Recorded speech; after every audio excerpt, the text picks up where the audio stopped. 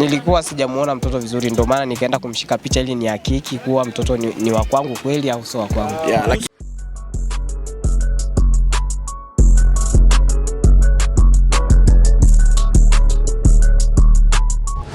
yani matokeo, yani mtoto ni wa kwangu, sio kukubaliana matokeo. Mtoto ni wa kwangu, wewe ukikataa unakuwa unakatana na ukweli.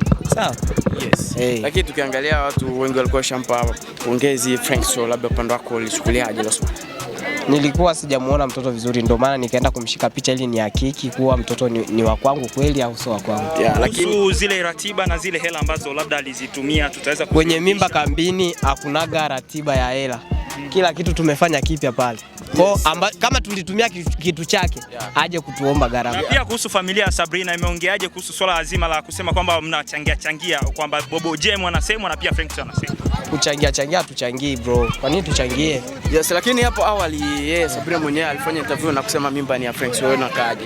Nendeni mkamuuliza yuko pale.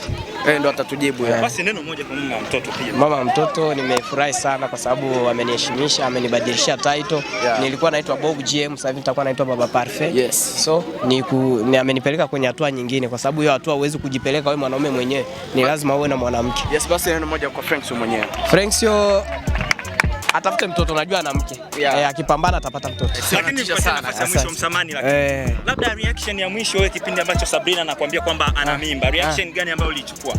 Mimi nilijua ile mimba kabla ya Frankso. Reaction gani ambayo wewe ulichukua kipindi unajua hapo? Yaani mimi nilijua na mimba, shida sikuichukulia serious kwa sababu nilikuwa tuko kwenye hasira, kwenye kugombana. Ndio. Okay, basi haina noma. Sawa.